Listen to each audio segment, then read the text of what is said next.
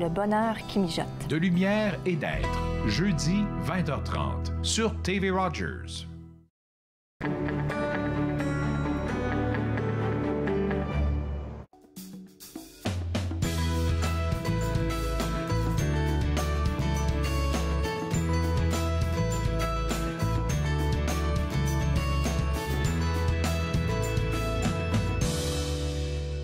Bonjour et bienvenue entre nous exclusivement sur les ondes de TV Rogers. J'espère que vous avez passé un excellent week-end.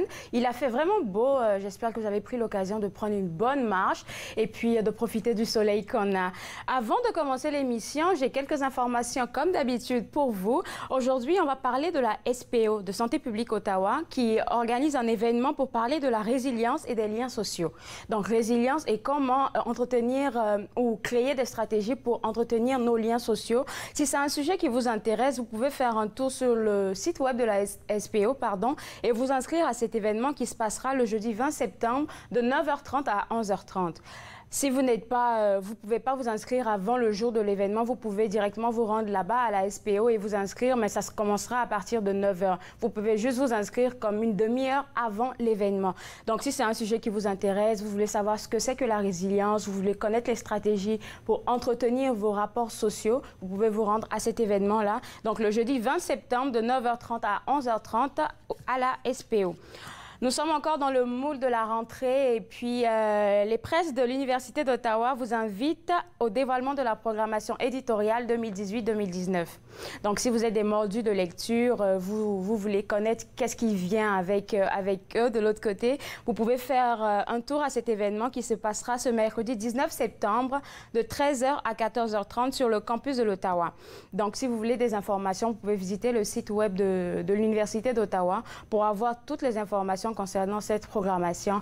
Il y aura des sujets très intéressants qui seront abordés durant cet événement-là. Donc, faites un tour sur le site web, informez-vous, inscrivez-vous. Et puis, de ce que je sais, il y aura des petits gâteaux, il y aura du café, il y aura du thé pour ceux qui aiment le thé comme moi. Donc, faites-y un tour si vous êtes intéressé par la lecture. Continuons avec la lecture, et parlons du bateau-livre. J'en ai parlé la semaine passée, je reviens dessus parce que c'est un événement vraiment assez idyllique. Alors, les éditions Interlignes embarquent conjointement avec l'Association des auteurs et auteurs de l'Outaouais, en abrégé AAO, et l'Association des auteurs et auteurs de l'Ontario français, en abrégé AAOF, pour la nouvelle édition du bateau-livre. C'est quoi le bateau-livre? Je me suis posé la même question que vous. Alors, le bateau-livre est une croisière littéraire qui réunit des écrivains de l'Outaouais et de l'Ontario français. Donc, le départ au quai se fera au quai des artistes à Gatineau le 23 septembre à 14h. C'est pas loin, là, c'est ce week-end. Donc, je suis pratiquement sûre qu'il y aura du beau soleil encore. Donc, qu'est-ce que ça vous vaut de prendre une petite excursion idyllique parce qu'on ne sera pas seul sur le bateau. On aura 3 auteurs qui nous présenteront les extraits de leur œuvre, accompagnés par un duo de guitaristes du Conservatoire de Gatineau. Donc, imaginez un peu la brisée de l'eau. Imaginez aussi la bonne musique que vous entendez. Et puis, vous entendrez les auteurs vous parler de leurs livres, vous parler de leur inspiration. Franchement, ça sera un voyage vraiment idyllique. Et je vous invite vraiment à participer parce que je suis sûre qu'on va passer un bon moment parce que moi, j'y serai là. On va parler maintenant du MIFO. Alors, le MIFO vous donne une bonne occasion d'amorcer ce week-end avec un souper dansant. Si vous êtes des mordus de danse, on va parler de cha-cha-cha, de tango, de valse. C'est vrai que ce sont des danses qui se font à deux, mais vous pouvez vous présenter comme étant tout seul. Et puis, vous allez trouver forcément un coéquipier qui vous attend de l'autre côté. Pour pratiquer ces danses-là, vous aurez Francine Levasseur, qui est professeure de danse en ligne, qui sera en charge d'animer ce souper dansant-là. Alors, si vous êtes des mordus de bonne danse, parce que je sais que c'est la bonne danse-là, le cha-cha-cha, la valse, le tango. Si vous êtes des mordus de ces danses-là, vous pouvez participer à cet événement. Mais c'est à signaler que cet événement a un thème. Donc, le thème, ça sera les Franco-Ontariens et Franco-Ontariennes. Donc, pour participer à cet événement, on vous le demande, mais c'est pas obligatoire. Mais ce serait bien que vous ayez dans votre coffre ou dans votre voiture, dans votre sac à main, des tenues vert et blanc qui essaient de promouvoir le drapeau franco-ontarien et franco-ontarienne qui va être monté le 25 septembre, encore avec le MIFO. Donc, d'une part, on a le souper dansant qui arrive le jeudi 20 septembre. Pour vous inscrire, vous pouvez faire un tour sur le site web du MIFO qui s'affiche à l'instant. Et au menu, il y aura un bœuf bourguignon. Donc, il y aura de la bonne musique, il y aura de la bonne danse, il y aura une bonne ambiance et puis il y aura à manger. Donc, faites-y un tour. Alors, on parle maintenant de l'événement avec les Franco-Ontariens et Franco-Ontariennes qui s'en vient pour le 25. Et le MIFO vous organise une belle journée où il y aura un lever des drapeaux à 17h30 avec eux au MIFO. Donc, de même que le souper dansant, n'oubliez pas votre tenue vert et blanc pour pouvoir participer à cet événement-là. Pour vous inscrire, ça sera pareil. Vous vous rendez sur le site web du MIFO pour avoir les informations concernant cette journée-là. Et pour vous inscrire, ce sera un 4 à 6 gratuit. Donc, ça serait bien de pouvoir participer à cet événement-là. Aujourd'hui, à l'émission, nous rencontrons beaucoup de personnes. On va parler avec le Musée des Beaux-Arts des activités qui s'en viennent avec eux. On va aussi rencontrer quelqu'un qui nous vient de l'Université dominicaine pour savoir qu'est-ce qui se passe dans cette université. Et aussi, nous allons parler de cannabis avec un représentant de Statistique Canada. Si c'est un sujet qui vous intéresse, restez connectés. Vous regardez Entre nous sur les ondes de TV Rogers.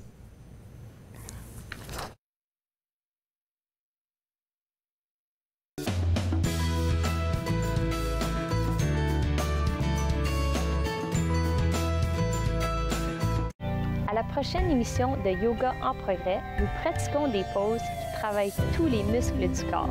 Soyez des nôtres. Yoga en progrès, demain dès 8h30 sur TV Rogers. Je m'appelle Daniel, je suis bénévole à TV Rogers. L'atmosphère à TV Rogers, c'est vraiment relax. Je m'ai fait accepter très vite.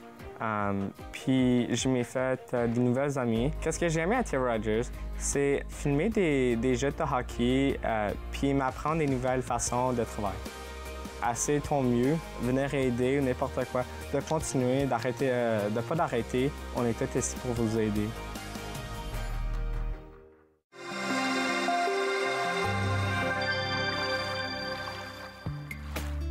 Pour manœuvrer correctement votre kayak, la posture de votre corps est un facteur très important.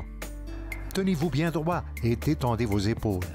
C'est le torse qui accomplit la tâche. Les bras et les épaules transmettent votre énergie et votre force vers la pagaie. Assurez-vous de faire pivoter votre torse et évitez de trop courber les poignets, ce qui pourrait provoquer des tensions inutiles. Cette semaine, on reçoit M. Guy Thibodeau, qui va nous conter ce qu'on peut faire avec 3 poils de loup. C'est le père qui vous dit, vous passerez faire un tour. Viens que je te raconte, mercredi 19h30 sur TV Rogers.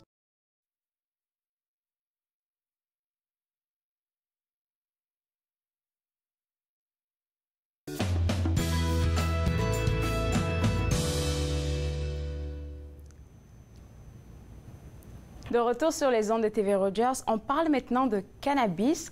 Alors, c'est un sujet qui va forcément vous intéresser parce que la légalisation s'en vient bientôt en octobre. Et avec moi, j'ai un représentant de Statistique Canada avec qui on va discuter de cette légalisation, tout ce qui vient avec. Alors, pour commencer, vous avez fait une étude par rapport au cannabis. Bien, elle était fixée sur quoi, cette étude?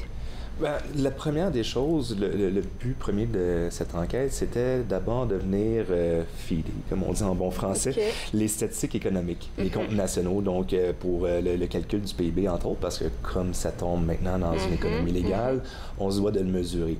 Puis jusqu'ici, il y avait plusieurs enquêtes qui mesuraient la consommation de cannabis, mais pas nécessairement en lien avec les montants dépensés, entre autres, ni de façon trimestrielle et ni de façon actuelle. Donc, souvent, c'est les enquêtes qui mesuraient la consommation de cannabis. C'est des grosses enquêtes qui s'étirent sur un an, des longs questionnaires, donc qui sont très utiles pour mesurer plusieurs aspects, mais un peu moins pour avoir des données sur la consommation là, immédiate en ce moment, combien de personnes consomment et environ combien ils dépensent également, et sur plusieurs autres enjeux également là, qui émergent là, avec la légalisation qui s'en vient, comme entre autres la conduite avec les facultés affaiblies par le cannabis. Donc, c'est pour ça qu'on a mis en place une enquête qui est vraiment courte, ce qui est assez rare à Statistique Canada. En fait, là, c'est un processus qu'on appelle rapidonné, qui est très différent de ce qu'on fait habituellement. Parce que justement, habituellement, on fait des longues enquêtes qui vont, on va être au téléphone pendant 45 minutes, 1 heure avec les répondants. Alors là, c'est une quinzaine de questions, donc c'est tout au plus 10 minutes avec les répondants. Donc, c'est très rapide. Un échantillon un peu plus petit aussi que ce qu'on fait habituellement, mais quand même un bon échantillon. On avait au final 7300 répondants. Donc, on a quand même des données fiables, mais bon, c'est quand même moins que, par exemple, les enquêtes sur la santé qui posent des questions similaires où on va chercher des échantillons de 30 000, 50 000 répondants. Donc, alors, je ne veux pas vous couper, vous voulez ajouter quelque chose? Parce que moi, j'ai une question. Vous avez parlé des montants.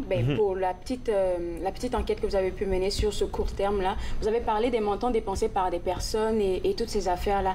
À combien est-ce on pourrait estimer comme le montant minimum que quelqu'un peut dépenser? Le montant minimum, ça serait 0. Donc, c'est quand même ce qui était assez intéressant. La plupart des gens qui ont consommé, qui ont répondu avoir consommé juste une fois ou deux dans les 3 derniers mois, parce qu'on posait les questions pour les 3 mois précédents de l'enquête. Donc, la plupart de ceux qui avaient rarement consommé ont dépensé 0. Donc, évidemment, on peut supposer qu'il y a beaucoup de consommation qui est sociale. Donc, c'est ça, se parce partage, que 0, le partage entre amis. Okay. Ou sinon, ça peut être de la culture personnelle aussi, parce que même les gens qui consomment à tous les jours, il y en a un certain pourcentage qui ont dit qu'ils avaient dépensé 0. Donc, dans un cas comme ça, peut-être consommation culture personnelle, plutôt.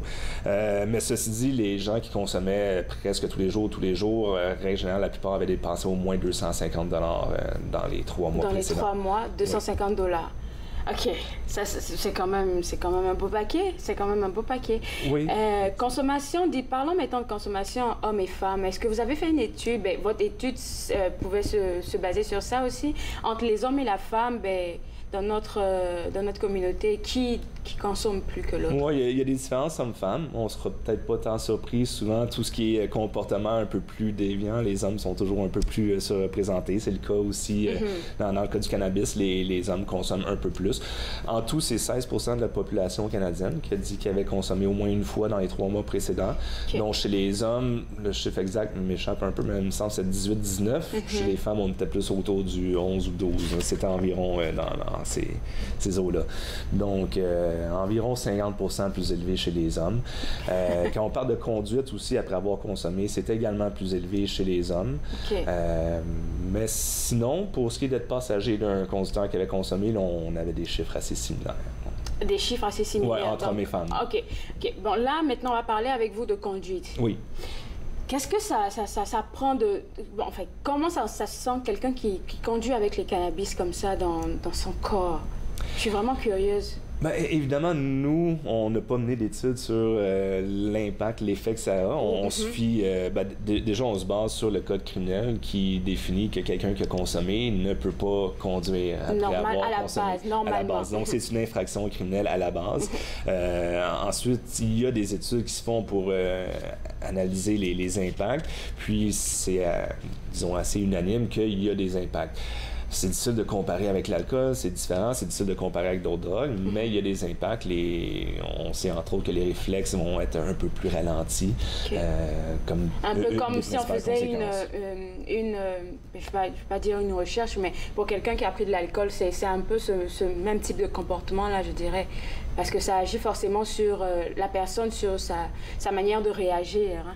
Oui, bien effectivement. Il est évident qu'une personne qui a consommé, que ce soit de l'alcool, du cannabis ou une autre drogue, n'aura pas les mêmes réflexes, les mêmes capacités à conduire. Donc, c'est pour ça qu'on parle de capacité affaiblie, évidemment. Donc, ça, c'était également une première où on posait des questions sur la consommation, sur la conduite après avoir consommé du cannabis. On a des enquêtes qui le font déjà pour l'alcool, mais pour le cannabis, on ne l'avait pas. Puis, évidemment, ça devient un enjeu assez important avec la légalisation. On ne se le cachera pas. Évidemment, il y a déjà des gens qui consomment après avoir consommé du cannabis. Donc, c'est pas le lendemain de la loi, soudainement, tout le monde va se mettre à conduire après avoir consommé du cannabis. Il y a des gens actuellement qui conduisent, mais justement, on avait besoin d'un point avant et après pour pouvoir évaluer l'impact. Exactement. On ne peut pas se fier non plus aux statistiques de la police pour mesurer ça parce que c'est une toute petite fraction qui se font prendre. Puis, évidemment, aussi, les statistiques de la police sont influencées par les priorités des corps policiers. Donc là, avec la légalisation qui s'en vient, les policiers commencent à porter plus attention aussi à la consommation, à la conduite après avoir consommé du cannabis. Donc évidemment, on voit que ça monte avec les données policières, mais on s'y attend, puis ça reste encore très marginal. Donc on avait besoin d'une enquête autodéclarée. Là, c'est les Canadiens, on leur demande, avez-vous consommé, avez-vous conduit après avoir consommé du cannabis? Puis là, on va être en mesure de mesurer avant et après la légalisation. OK. Mais est-ce que c'est différent d'une province à une autre? Il y a des petites différences, c'est pas si énorme. Évidemment, on a demandé aux personnes qui avaient consommé du cannabis, qui avaient conduit. Donc, la proportion de consommateurs varie d'une province à l'autre. Donc, nécessairement, ça va avoir un impact aussi sur la proportion de gens qui conduisent après avoir consommé du cannabis. Puis on a de consommateurs, puis on va avoir de conducteurs qui ont consommé. Donc, à la base, il y a moins de consommateurs au Québec et plus en Ontario, au Nouvelle-Écosse. Saskatchewan aussi, on a vu un chiffre un peu plus faible de consommateurs, mais habituellement, Saskatchewan n'était pas plus faible que les autres dans les autres enquêtes. Donc, on va voir lors des prochaines vagues si ça se maintient, ou c'était peut-être juste un effet de saison aussi, peut-être. Mais sinon, il y a également la Colombie-Britannique qui se distinguait. Donc, Colombie-Britannique, il n'y a pas un pourcentage de consommateurs plus faibles qu'ailleurs. Ils sont à peu près dans la moyenne canadienne. Mais en Colombie-Britannique, il y a moins de gens parmi les consommateurs, il y en a moins qui ont dit avoir conduit après consommer. OK. Est-ce que cette étude-là, le public peut avoir accès à cette étude-là ou avoir des renseignements concernant cette étude que vous avez menée? Oui, comme toutes les enquêtes de Statistique Canada, c'est sur le site Web. Sur le site Web, Il faut évidemment naviguer un peu dans le site pour finir par tomber dessus. Il y a beaucoup d'informations, oui. Mais oui, il y a beaucoup d'informations qui est mise à la disposition chaque jour. Donc, retrouver l'enquête est sortie au mois de juillet, les résultats. Donc, ça fait un petit moment, donc il faudrait reculer aux diffusions de juillet pour la trouver, mais oui. Donc, ça se trouve sur le site. Merci d'être passé. Et puis, on va essayer de se renseigner. En tout cas, tout le public va aller voir. Et puis, on vous souhaite une bonne journée. Merci, carrément. Alors, on parlait de cannabis. Si c'est quelque chose qui vous intéresse ou les études qui ont été menées par Statistique Canada sur la légalisation et toutes ces affaires-là, visitez le site Web et puis prenez des informations. On prend une toute petite pause et juste après la pause, on va parler avec le comité Franco-Vanier. Vous regardez Entre nous sur les ondes de TV Rogers.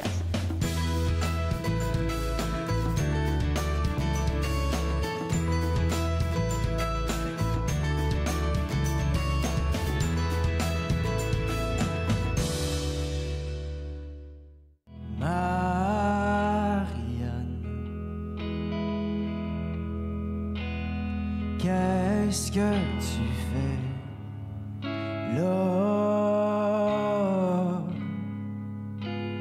au milieu de ma chambre?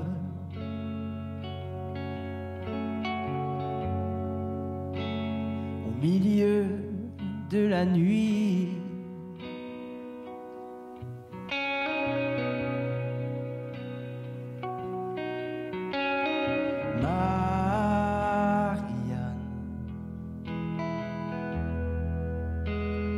tellement délicate.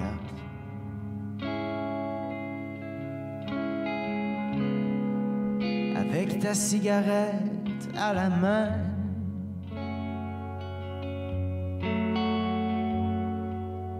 et le soleil entre tes seins.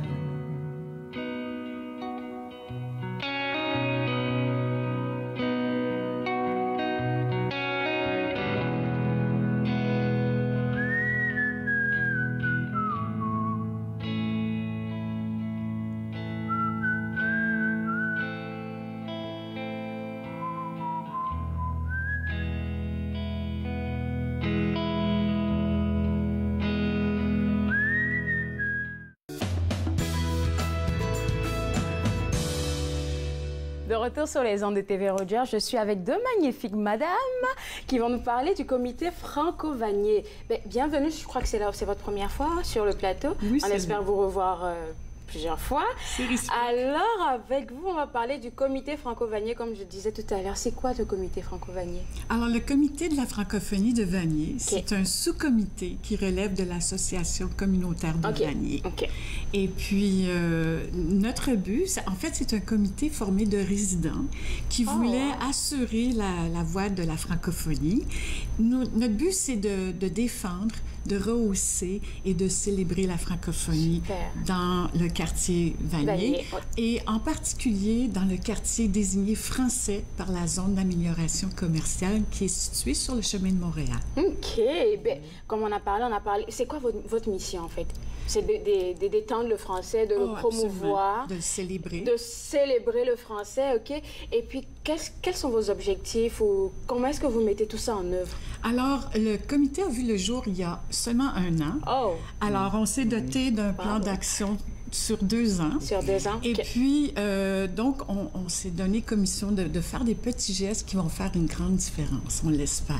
Petits gestes qui font de grandes différences, ça, c'est bien beau, ça. Ça peut être comme des cafés chantants, ça peut être une allée des artistes ou une allée des étoiles de la francophonie de Vanier, un pique-nique de toutes les francophonies de Vanier. Oh, wow. Des activités qui rassemblent. Qui rassemblent le monde, en fait. OK. Oui. Donc, votre but ultime, c'est vraiment de rassembler dans la communauté de Vanier tous les francophones. Oui. C'est vraiment beau et puis à applaudir. Vous voulez ajouter quelque chose, je vois? Et aussi, c'est de rejoindre les autres associations, les autres communautés. On a d'autres institutions à Vanier, puis on a le besoin d'être ensemble, de se retrouver pour vraiment célébrer la francophonie. Et on a commencé avec quelques petites activités. On a commencé avec des 5 à 7 et puis c'est vraiment de faire la promotion aussi des commerçants. Alors, on fait des 5 à 7. On va faire aussi un événement très important qui s'en vient. Et puis ça va être le 25 septembre. Alors, ça va être le lever du drapeau franco-ontarien, le premier lever du drapeau. C'est ça que j'allais dire, parce que ça fait 1 an, donc ça fait OK. Sur le chemin Montréal, dans le quartier Vanier. Il y a des drapeaux qui sont ailleurs, mais sur le chemin Montréal, dans le quartier Vanier, il n'y en a pas. Puis ça va être la première fois qu'on va faire le lever du drapeau. Alors, c'est quand même une grande fierté. Sur un mât, je dois dire que ça se fait aussi dans le contexte du projet de revitalisation du chemin Montréal. C'est un grand projet. Et puis, présentement, le mât, ça va être un mât temporaire. Puis, je remercie le Centre de services communautaires Vanier et Regional Group qui nous ont beaucoup aidés, qui nous soutiennent dans ça, qui nous prêtent leur mât pour mettre le drapeau. Puis, d'ici 2 ans, on va avoir notre drapeau permanent qui va avoir lieu, qui va être sur la place Dupuis, qui, on espère, va devenir aussi la place de la francophonie. C'est un autre grand projet qu'on a parmi les projets de la revitalisation. Ça va être de créer la place Dupuis, où est-ce que les gens vont pouvoir se rencontrer, on va pouvoir avoir des activités culturelles, musicales. Alors, c'est vraiment, on veut avoir notre endroit, notre place. Puis, on invite la communauté de Vanier, la communauté francophone, les francophiles de Vanier, de joindre l'association, de joindre notre comité aussi. On a besoin de... Vous avez dit tout à l'heure que c'est un groupe de résidents. Et puis vous avez déjà organisé des 5 à 7. Comment est-ce que ça a été? Comment vous avez pu rejoindre le monde? Est-ce qu'il y avait une bonne ambiance? Les gens avaient de l'engouement? Oui, les gens sont intéressés. Puis ça aussi, c'est rejoindre la communauté, c'est pas évident aujourd'hui. On pense que les gens on est bien branchés sur les médias sociaux, mais absolument, c'est pas la situation que je découvre, qu'on a découvert. C'est aussi, ça, c'est un défi, comment joindre les diverses communautés aussi. Et puis, on a des idées avec le projet de revitalisation. On espère pouvoir avoir notre bulletin électronique sur le chemin Montréal, où est-ce qu'on va pouvoir faire la promotion des activités. Alors, moi, je le souhaite. Alors, on a parlé d'une activité vraiment très importante qui s'en vient avec vous, donc votre première levée de drapeau.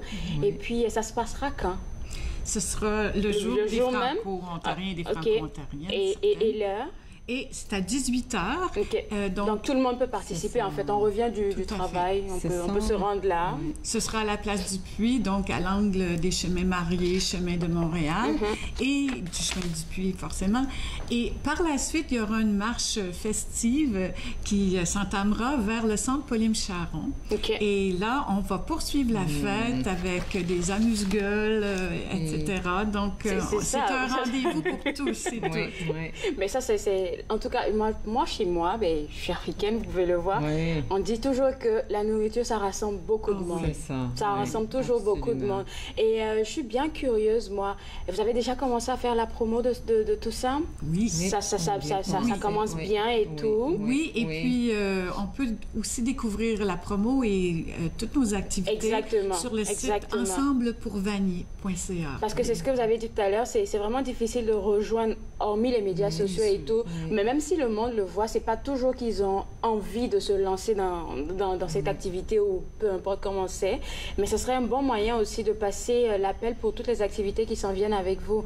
Hormis cette activité du 25 septembre, est-ce que vous avez d'autres activités auxquelles vous pensez, peut-être que vous mijotez, qui ne sont pas encore... OK, est-ce qu'on pourra avoir une ou deux, juste pour nous donner le goût? Avec plaisir. Donc, un café chantant. On mijote ceci dans une entreprise du chemin de Montréal. Et ça sera un café chantant francophone, genre boîte à chansons. Et puis, on va peut-être ajouter aussi du karaoké. On n'a vraiment pas besoin d'avoir une magnifique voix pour s'y rendre. C'est juste pour passer du temps ensemble. Donc, il faut le dire. C'est prévu pour le mois de novembre. Donc, détails à venir, mais... on vous attend pour les détails. Bien sûr. D'accord. OK. Ben là, donc, 25 septembre, pour pouvoir participer à votre événement, où est-ce qu'on se rend? À la place du Puy. À la place du Puy. Oui, qui est au 290 chemin du Puy. OK. Oui. Angle Marié et chemin Montréal. D'accord. Et puis 18h. À 18h. Oui, et puis après, il y aura un beau partage. Donc, il faut le dire aussi, il y aura un beau partage. Est-ce que vous avez des choses à ajouter avant de revenir nous voir? Parce que je sais que je vais vous revoir tantôt. Oh oui, je pense qu'on va se revoir souvent parce que le comité de la francophonie a même projet, activité en tête. Ben, ça me fera plaisir de vous recevoir ici. Au plaisir. Nous aussi. Alors, je vous souhaite une bonne journée. Et puis, vous avez quelque chose à ajouter? Oui, le comité de la francophonie, on se rencontre normalement le deuxième jeudi du mois. OK. Et ça, c'est à Vanier encore. Souvent, c'est au centre francophone ou au centre de services sociaux de Vanier. D'accord. Et puis, on peut avoir l'information encore sur le site Ensemble pour Vanier ou sur le site de Facebook de l'Association communautaire de Vanier. D'accord. Ben, c'est une très bonne... Merci. Et puis, on se revoit bientôt. Très bientôt. Entendu. On a parlé avec le comité franco-vanier qui organise un très beau événement qui arrive tantôt, le 25 septembre. Alors, juste après la pause, on parle avec l'Université dominicaine. Vous regardez Entre nous sur les ondes de TV Rogers.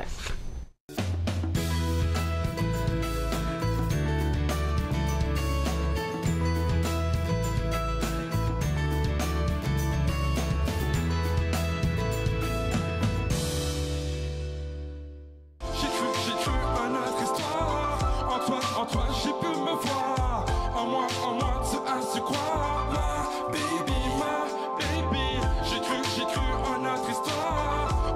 En toi, j'ai pu me voir. En moi, tu as su croire. Ma baby. Ok, semble, on peut grandir et conquérir. Je tremble quand je te vois sourire et je t'entends rire. Je pense que c'est toi qui m'aide à rester droit. Au toucher de tes doigts, couverture dans le droit. Si je suis là aujourd'hui, c'est parce que quand je suis tombé, tu m'as tendu la main pour me relever. Si je suis pas parti, c'est grâce à ta générosité, un espace que tu m'as alloué. Si je t'appelle bébé, c'est que pour moi tu symbolises la joie, l'aventure et la découverte de la vie. Donc je te dis merci, car tu as rétabli, embelli le cœur d'un homme devenu zombie. Espérer restaurer sur le chemin du bonheur, nouvelle destinée et ça en ton honneur. Sauf à l'intérieur, ouais mon cœur vibre comme un enfant qui a la joie de vivre. J'ai cru en notre histoire. En toi, j'ai pu me voir. En moi, tu as su croire. Ma baby, j'ai cru en notre histoire. En toi, j'ai pu me voir. En moi, tu as su croire. Ma baby. Wow, quelle joie d'être en bon état, avec ma famille et toi dans mes bras. Ok, partons à Paris en super Nantes, pour un tête-à-tête sous des étoiles filantes. Ouais,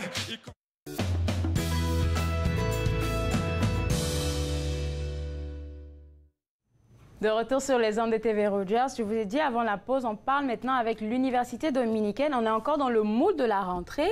Et puis, on aura des informations avec Monsieur Goski. Alors, c'est quoi l'Université dominicaine Alors, nous sommes en fait le Collège universitaire dominicain. Okay. On existe depuis 1900. Donc, c'est un collège universitaire situé ici à Ottawa, presque dans le quartier chinois. Nous sommes situés sur l'avenue Empress. Okay.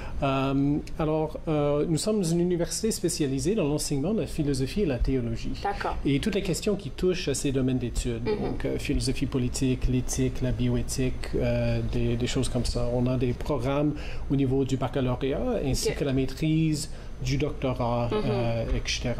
Donc, je dirais que c'est vraiment une institution de recherche sur les questions sociales, politiques, éthiques dans les sciences humaines.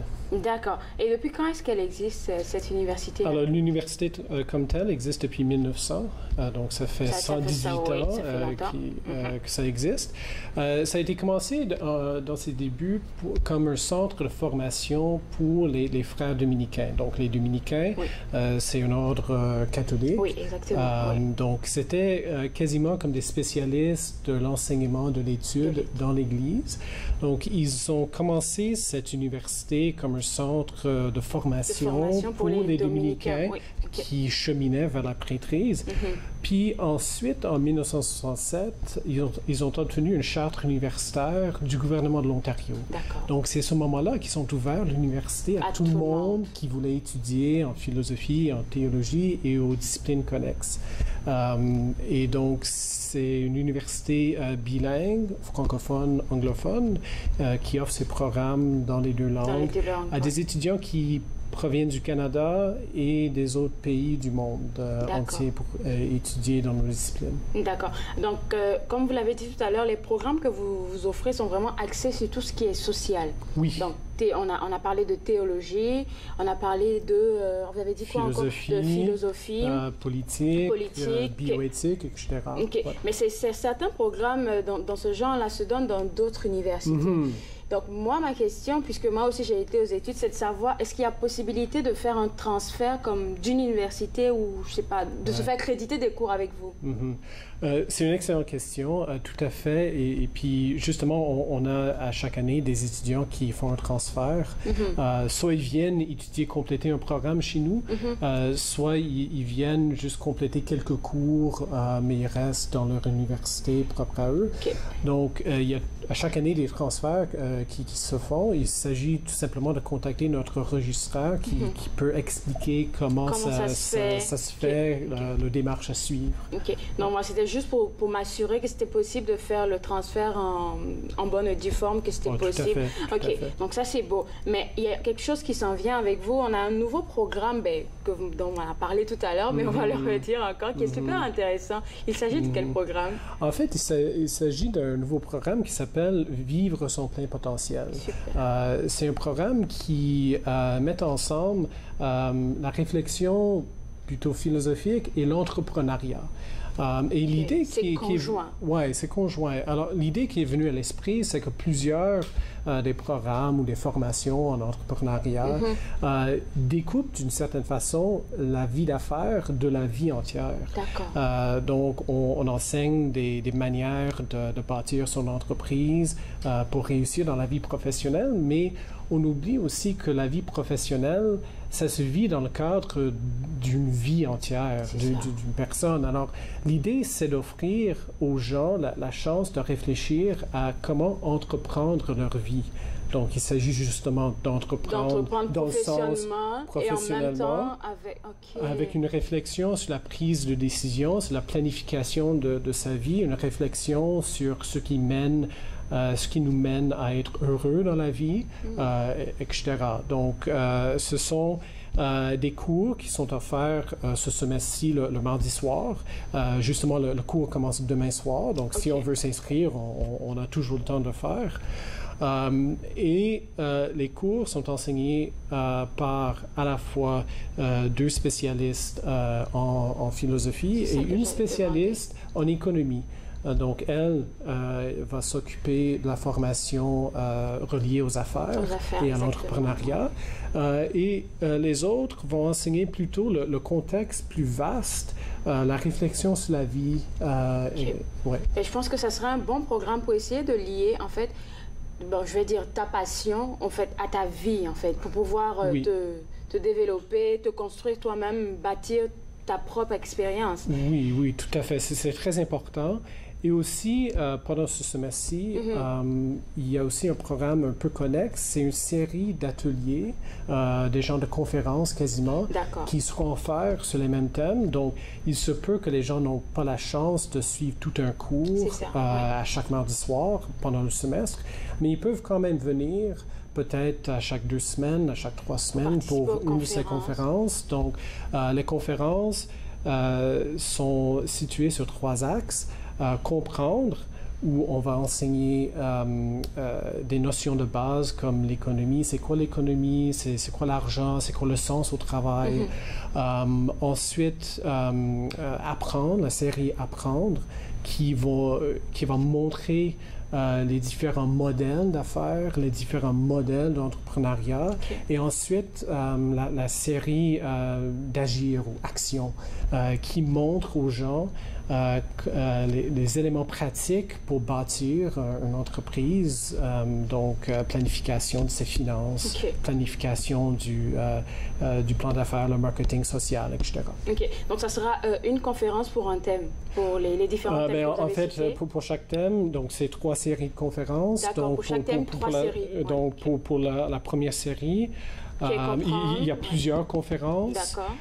Pour la deuxième série, il y en a plusieurs. Et pour la troisième, ainsi de suite.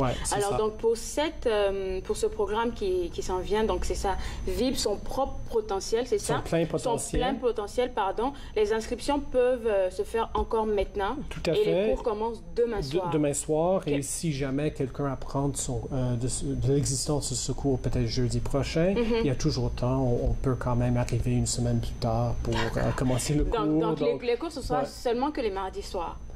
Oui, le cours, c'est le mardi soir. OK. Les ateliers se donnent principalement le mardi ou donc le mardi à midi. Donc, c'est un genre de série boîte à lunch. D'accord, OK. Ou le samedi. D'accord. Donc, merci. Donc, pour toutes les infos, on peut se rendre sur le site web. Oui, udominicaine.ca. D'accord. OK. Donc, merci pour d'être passé. Puis, on espère vous revoir bientôt pour d'autres programmes. Oui. Et bonne journée. Ça fait plaisir. Alors, vous suivez Entre nous sur les ondes de TV Rogers. On prend une toute petite pause et juste après, on parle avec le Musée des Beaux-Arts. Vous regardez Entre nous sur les ondes de TV Rogers.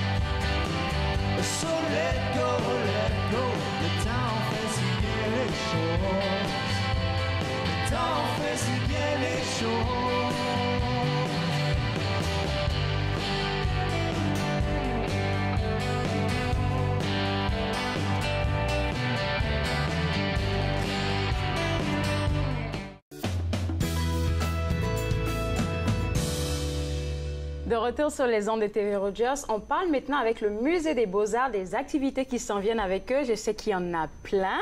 Avec vous, on va parler de plusieurs activités qui s'en viennent. Et Anthropocène, on commence avec ça? Oui, absolument. Alors, cette année, notre saison d'automne démarre en grande force avec cette exposition qui débute le 28 septembre, Anthropocène. c'est une exposition majeure en art contemporain qui est conçue par un collectif de grands artistes de la photographie et du documentaire. Edward Burtynsky, Jennifer Bakewell et Nicolas Depensier. Donc, pour ceux qui se posent la question, qu'est-ce que ça veut dire anthropocène? On va commencer avec ça, une petite définition pour mettre les gens un peu en contexte. Alors, il existe un groupe de travail qui se penche sur l'anthropocène. L'anthropocène, c'est un terme qui signifie, en fait, la racine est grecque, anthropos, qui veut dire humain, et scène, qui veut dire maintenant, récent. Donc, en fait, ça se définit par l'impact permanent de l'activité humaine sur la surface de la Terre. Donc, la surface de la Terre qui est modifiée de façon permanente par exemple, l'exploitation minière, la déforestation, l'urbanisation, l'agriculture, mais aussi par la disparition, l'extinction d'espèces animales et végétales. Tout ça à cause de l'homme. Tout ça par l'activité de l'homme. Donc, puis aussi on parle de tout le plastique qu'on retrouve dans différents endroits sur la planète, dans les océans, le béton et tout ça. Donc, ces trois artistes-là qui sont des monuments de la photographie, Burtynsky est reconnu internationalement depuis très longtemps. Il a reçu de nombreux prix, dont récemment, en 2016, le prix du gouverneur général.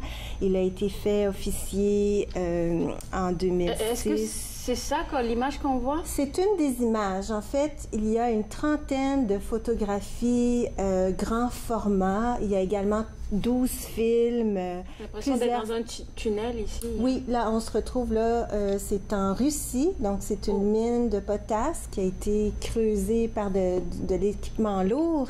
J'entrerai pas dans les détails parce que je veux surtout parler de l'exposition, puis laisser les gens découvrir par eux-mêmes. Donc, on parle de 31 photographies grand format. Il va y avoir 12 films, 3 murales en haute définition. Et Burtynsky et puis M. Depensier et Mme Bakewell, donc ils ont parcouru la Terre entière. Ils se sont rendus dans 20 pays sur 5 continents, à l'exception de l'Antarctique, pour saisir des images, pour rendre témoignage de l'activité humaine sur la planète. Donc, ce n'est pas un regard accusateur, ce n'est pas, mais plutôt une constatation. Et ça va nous permettre, en voyant cette exposition, de faire une prise de conscience, parce que c'est irréversible. Alors, c'est des transformations qui sont maintenant permanentes sur la surface. Et les trois artistes ont travaillé avec les nouvelles technologies, ce qui se fait de plus récent. Exactement. On parle de réalité augmentée. C'est quoi la réalité augmentée? Bon, alors là, avant de se rendre à l'exposition, maintenant, presque tout le monde a un téléphone intelligent. Oui. Alors, la première étape, c'est de se rendre soit sur le App Store d'Apple ou encore dans Google Play pour télécharger une application qui s'appelle Avara. Donc, on télécharge ça à l'avance, avant de se rendre à l'exposition, pour pouvoir vraiment vivre une expérience qui est sensorielle, exceptionnelle. Je vous donne juste un petit exemple. Dans une des salles, il va y avoir 2 cubes. Donc, qu'est-ce que c'est? Comment ça fonctionne? Mais un des cubes, en fait, c'est une installation sur laquelle on retrouve des images, mais on ne sait pas trop ce que c'est, jusqu'à ce que on place notre appareil face au cube et on peut marcher autour de l'appareil et l'application redonne vie au dernier rhinocéros blanc du Nord qui est mort en mars dernier. Et ça permet aux visiteurs aussi de participer à ça. C'est une expérience qui est extrêmement bouleversante. Alors, on se rend compte que c'est le tout dernier, c'est le dernier de son espèce, le rhinocéros blanc. qui vivait dans une réserve au Kenya, donc jusqu'en mars dernier. Et l'image, grâce à l'application, on voit le rhinocéros en 3 dimensions. Oh, wow! C'est très impressionnant, très percutant. Une autre installation, toujours sous le même principe. Alors là, on voit sur le blog des images de ce qu'on croit deviner être des défenses d'éléphants, des défenses d'ivoire. Et avec l'application, donc, et notre téléphone intelligent, en se promenant autour du cube, et là, on découvre l'incinération, la plus grande incinération de défense d'ivoire d'éléphants qui a eu lieu au Kenya toujours, et ça représente 6000 éléphants qui ont été tués pour qu'on se serve de leur défense. Très troublant. Et puis, donc, tout au long de l'exposition, on découvre différentes zones sur la planète où, justement, on peut, grâce à la réalité virtuelle, la réalité augmentée, expérimenter, voir de façon tridimensionnelle. C'est vraiment très intéressant. Ces zones-là qui ont été transformées par l'activité humaine. Donc, une première exposition, Anthropocène. Ensuite, on va parler du prix Sorbet pour les arts 2018. Oui, mais si vous me permettez, juste avant de passer au prix Sorbet, je voulais juste inviter les gens à venir le mercredi 26 septembre à 18h pour le vernissage d'Anthropocène. Alors, l'entrée est gratuite. C'est une occasion formidable à saisir. Les 3 artistes seront sur place, prendront la parole dans le grand hall Banque Scotia. Donc, si vous voulez profiter d'une belle soirée. Et le lendemain, le jeudi 27 septembre, c'est le film.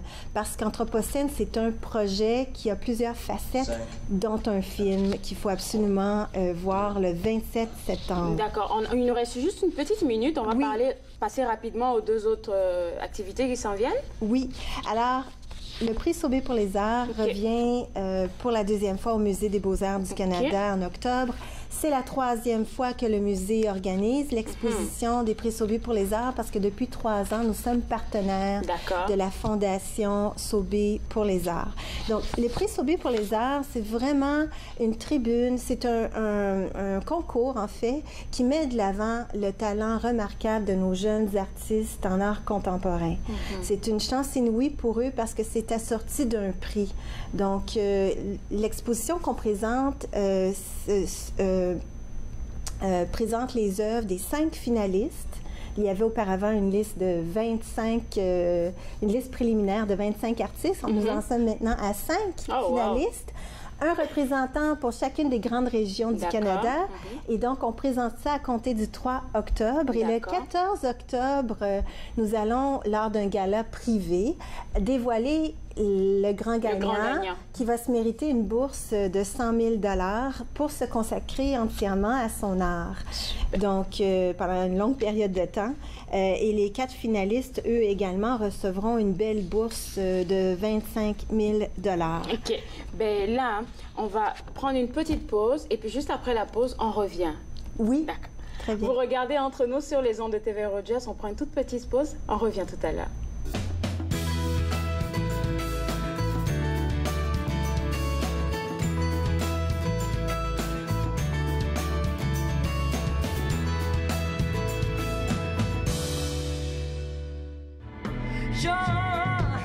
Quand est-ce que le cycle va chanter?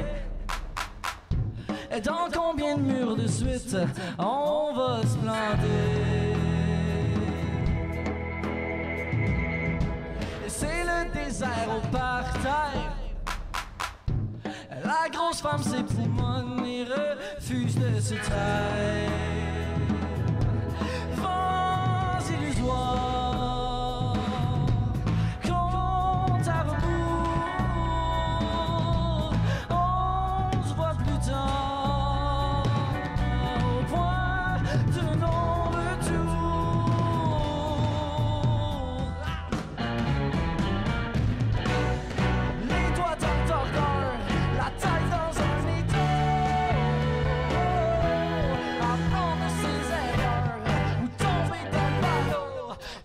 De trop.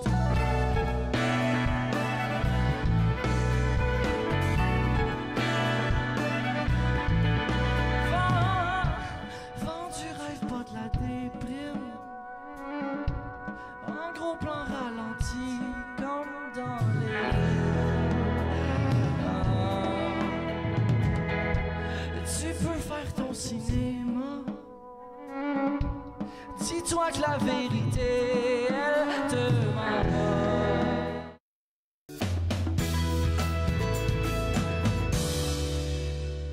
De retour sur les ondes de TV Rogers, je suis toujours avec un représentant des musées des Beaux-Arts, mais cette fois-ci, on ne parle pas d'activités comme d'exposition, mais maintenant, on va parler plutôt de programme jeunesse. Alors, qu'est-ce que vous avez comme programme jeunesse chez vous? On a plusieurs choses, mais il y a une très belle activité qui s'en vient le 30 septembre prochain. C'est un de nos dimanches en famille. C'est une journée à ne pas manquer pour les familles où est-ce qu'on explore différentes thématiques. Il y a plusieurs activités au cours de la journée qui s'adressent aux familles qui ont des enfants de 0 à 12 ans. Alors, vous pouvez voir... notre prochain, c'est l'art de la construction.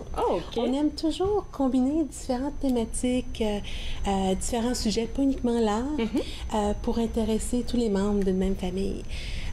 Au cours de la journée, on a même un programme pour les bouts de choux. On fait des contes, des chansons, on installe des tapis dans les galeries et on fait des comptines avec les tout-petits. On a un partenariat aussi avec Mothercraft qui spécialise auprès des petits.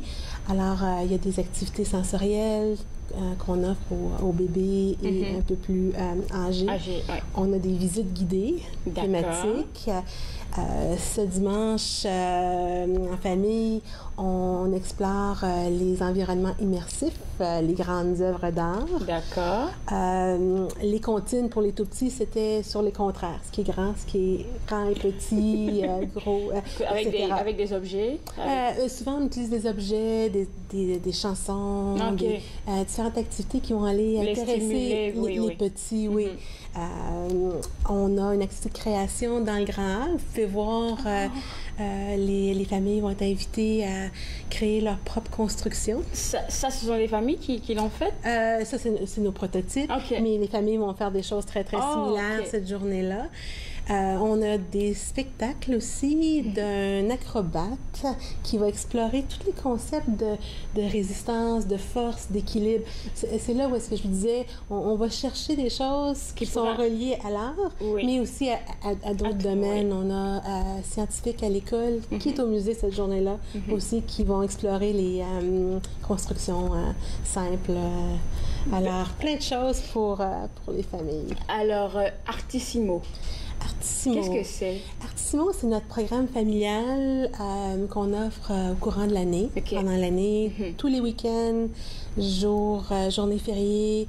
Pendant l'été, pendant la relâche scolaire, entre Noël et le jour de l'an.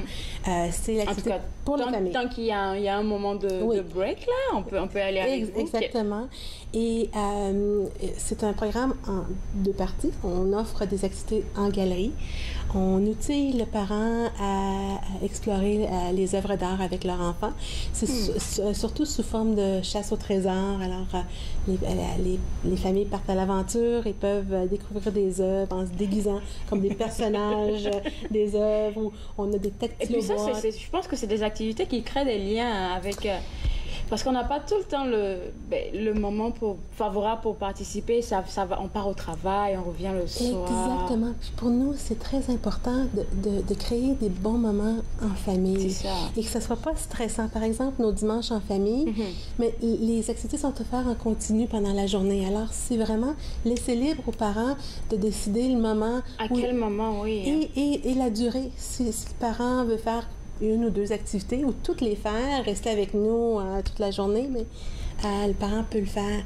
Mais vraiment d'axer sur des moments des moments de qualité. Des moments de qualité. Exactement. Et les dimanches en famille, ça a déjà commencé? C'est qu'on offre Artissimo toute l'année. Artissimo toute l'année. 4 à 5 fois par année, on offre des journées plus spéciales. Qui sont des dimanches en famille. Et c'est à ce moment-là qu'il va y avoir des spectacles, des partenaires aussi externes qui viennent animer certaines de nos activités. Alors, c'est des journées où est-ce que c'est le musée au complet. D'accord. Alors, dimanche en famille, je suis bien curieuse. Qu'est-ce qu'on a comme activité? De quoi vous vous rappelez là directement quand on parle de dimanche en famille? Quelle activité qu'on pourra avoir? Le prochain, c'est ça. Contes et comptines. Ça, c'est quand, le dimanche?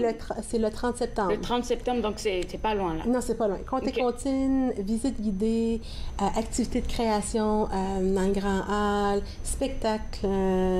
On a aussi les scientifiques à l'école. Et... les scientifiques à l'école? Oui, c'est un groupe qui vient de l'Université d'Ottawa qui vont venir, ils vont s'installer. Avec des tout petits ou avec toute la famille, tout le monde avec peut toute la famille. Pour expliquer les affaires scientifiques un peu plus... C'est ça. On relie l'art à la science, à la construction, mais toute la famille va y trouver quelque chose qui va l'intéresser. Qui va le faire. OK. Donc, Artissimo, vous ouvrez pour quelle heure et à quelle heure que ça termine pour la journée du dimanche, par exemple? Artissimo, qu'on offre le week-end, c'est de 10h à 16h. OK. Donc, on peut venir soit en matin ou en après-midi, quand ça donne à la famille. D'accord. Donc, pour avoir les contacts pour Artissimo, où est-ce qu'on se rend? Sur le site web, tranquillement? Sur le site web. Ce qui est bien, c'est qu'Artissimo, c'est inclus avec le droit d'entrée. Alors, les enfants 11 ans et moins, c'est gratuit. Alors, les parents, on paye le droit d'entrée et Artissimo, c'est gratuit.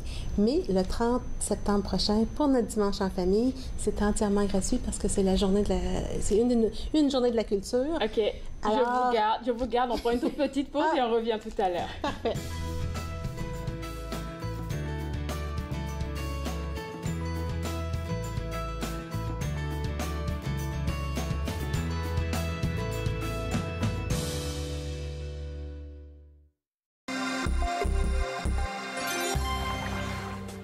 Un gilet de sauvetage ou un vêtement de flottaison individuel bien ajusté gardera l'utilisateur bien à flot, mais il importe de choisir la bonne taille. S'il est bien ajusté, il ne devrait pas se soulever au-delà du nez ou des oreilles de l'utilisateur.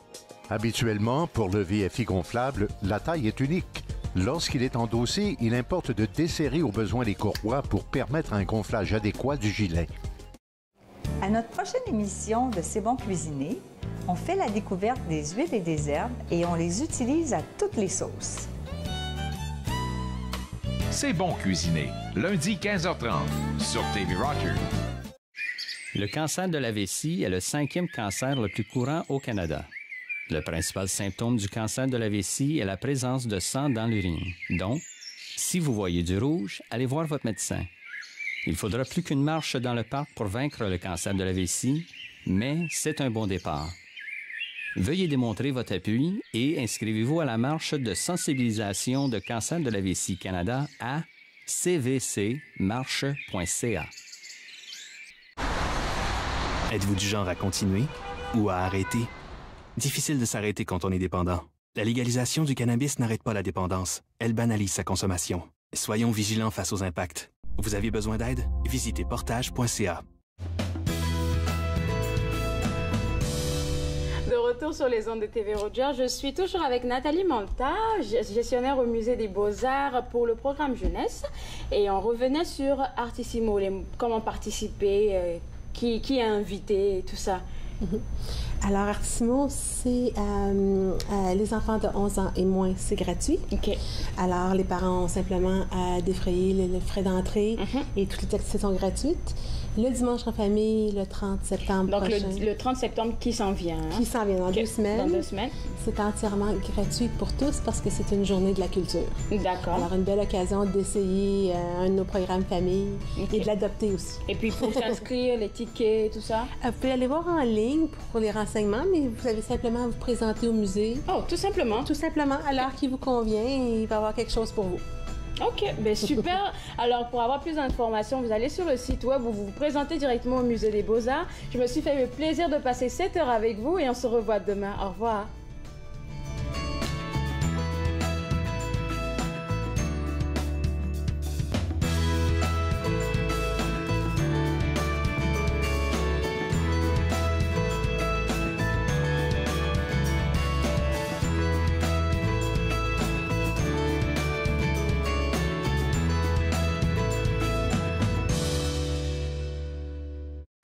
Faites-nous part de vos commentaires en composant le 613-521-2323 par courriel sur Facebook et Twitter.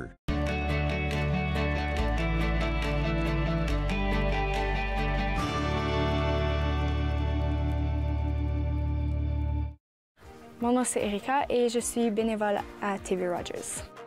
À TV Rogers, j'ai appris comment être débrouillard. C'est une expérience que je trouve que tout le monde devrait essayer au moins une fois. L'ambiance à TV Rogers, c'est quelque chose d'extraordinaire. J'adore comment que tout le monde est chaleureux et ils acceptent tout le monde. Donc moi, je dirais, essaye le stage à TV Rogers. J'ai attendu une autre année, puis vraiment, j'aurais dû le faire plus tôt.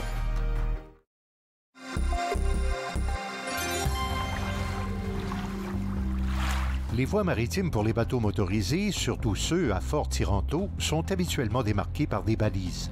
La plupart sont rouges ouvertes et peuvent être flottantes, ce sont des bouées, ou encore sur la rive, des balises d'alignement. Une autre signalisation importante, le drapeau de plongée. Cela signifie qu'une activité de plongée est en cours et que vous devez maintenir une distance d'au moins 100 pieds de cet endroit.